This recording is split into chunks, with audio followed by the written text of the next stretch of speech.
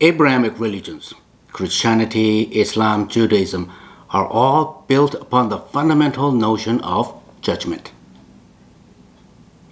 Well, you might be thinking, well, don't all religions judge us? No, apparently not. That's what we're going to talk about today. Be that as it may, judgment is a terrifying threat to all of us. If you think about it, it's sort of like a terrifying test. If we pass it, we go to heaven and enjoy eternal happiness. If we don't, we go down to hell and burn alive eternally. It's a test of enormous consequences, no? So, when do we get judged? That's a stupid question. Of course we get judged when we die, don't we? Apparently not. So we're going to talk about that particular issue a little bit today. So why does God so bent on judging us in the first place? I don't know. As always, let's think about these perplexing issues like jurors that we are, made up of ordinary people like you and me. Okay?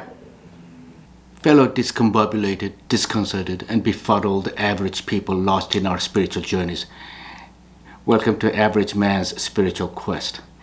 I'm your host, Benedict.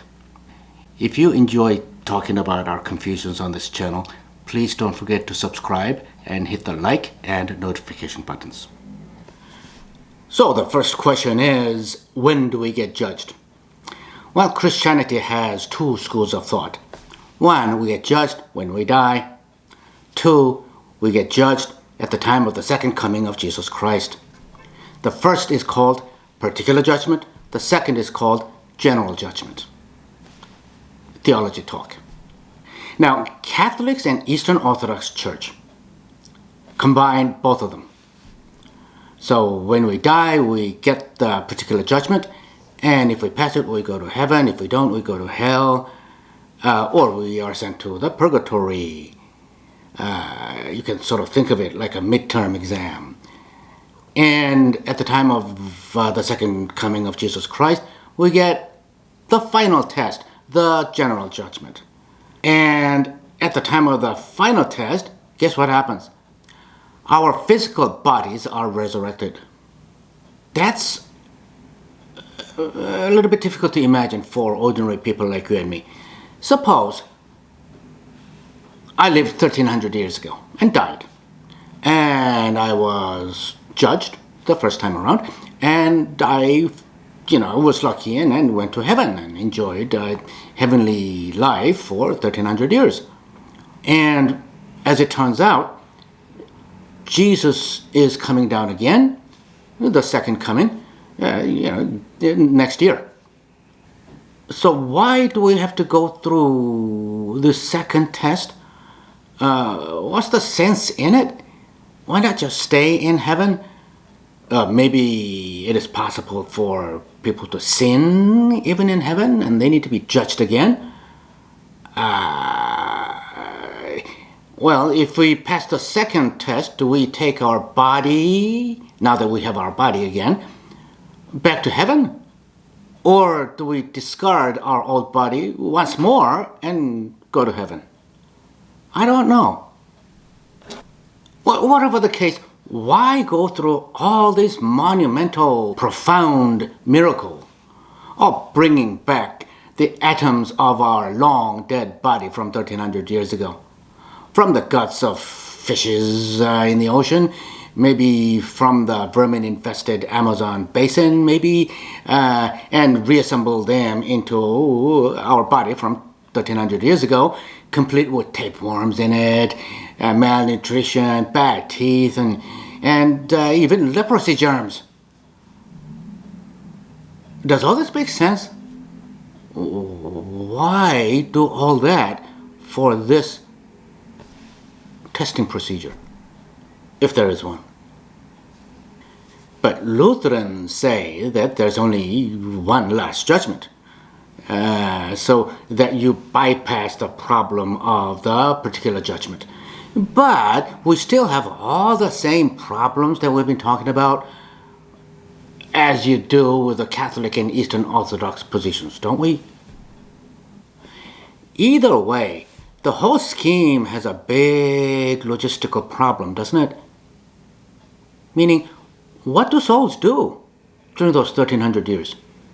Well, according to Anglicans and the Methodists, we do not sleep through the 1300 years, but our souls stay in a place called Hades, straight out of Greek mythology, either in misery or happiness or combination thereof, until the second coming of Jesus Christ.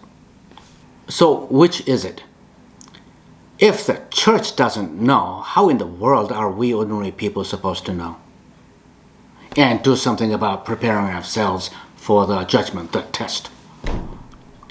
Of course, surely, tens of thousands of very, very intelligent and devout theologians have toiled over this question for over 2,000 years. But if you think about it, what they came up with, at best, amounts to theories. It's because Jesus Christ didn't specifically spell out the workings of the judgment process in the Bible. But of course, the theologians don't call their claims as theories, but they call them truths. Otherwise, nobody will come to their church. The problem is we have several different truths. All in all, to discerning ordinary people like you and me, the whole explanation of the mechanism of the judgment process, the system, the infrastructure, for lack of better words, nonsensical. I don't mean to be insolent, but I can't think of a better word. So what do Hindus and Buddhists have to say about all this question of judgment? Well, remember karma? Yeah, everything we say, we think, we do while we're alive are remembered by the atoms and cells of the cosmos and determine the fate of our future life here and our future lives. If you think about it, that's a pretty terrifying prospect too. On the other hand, though, it sure sounds like some kind of a de facto judgment mechanism that is self-executing automatically. So here's their explanation.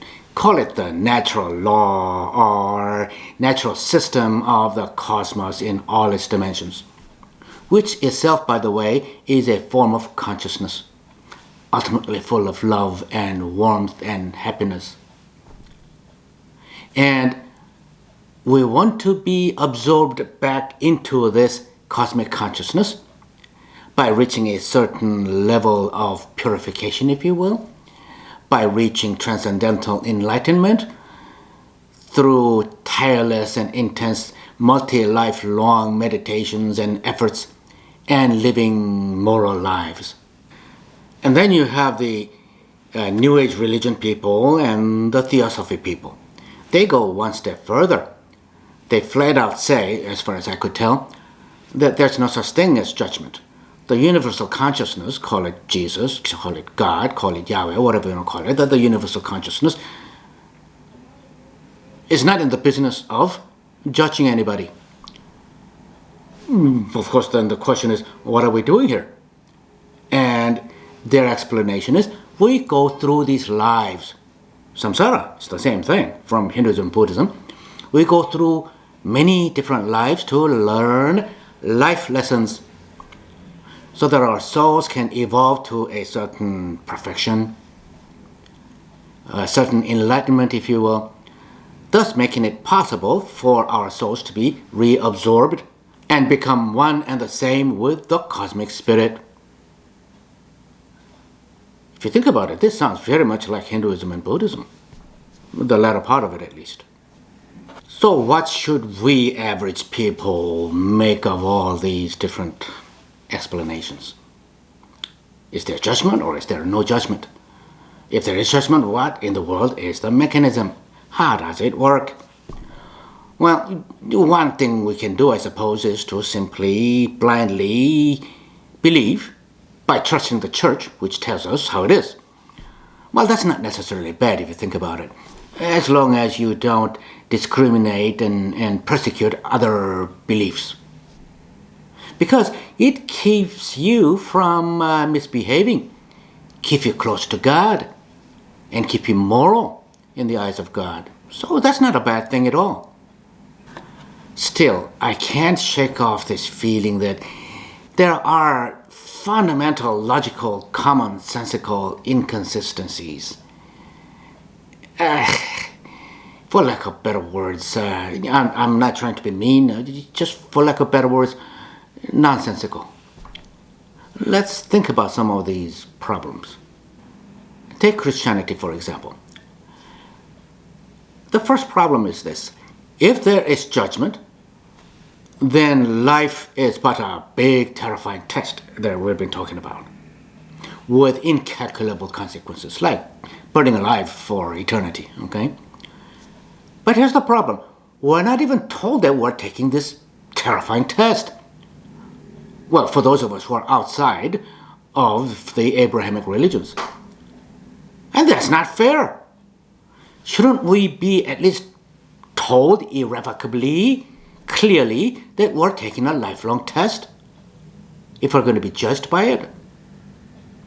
For instance, in our daily lives, when we want to sue somebody, what do we have to do? You have to serve the summons to the defendant. Otherwise, the trial doesn't even begin. You don't get a day in court. It's a matter of fairness.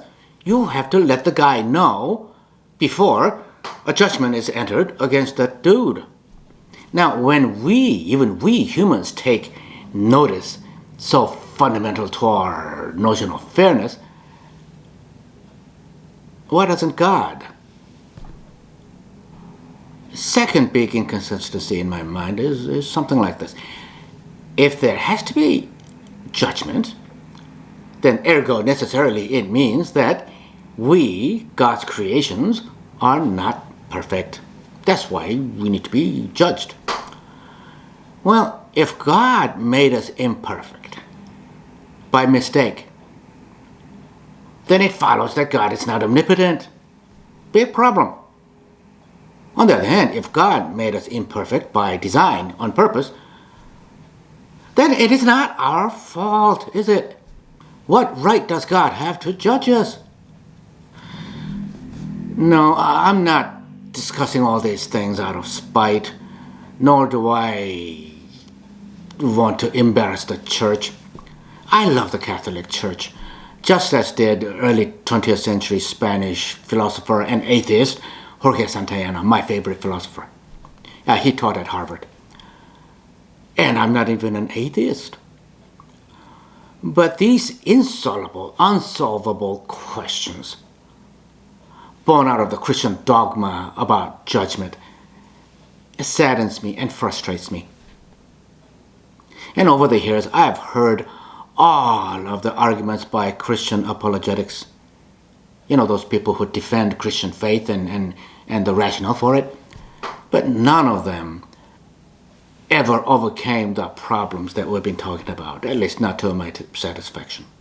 But have you noticed during our discussion today, in talking about Christian teachings on judgment, we've been talking about logical versus illogical, sensible versus nonsensical, rational versus irrational. We have not been talking about any empirical evidence provided by percipient witnesses.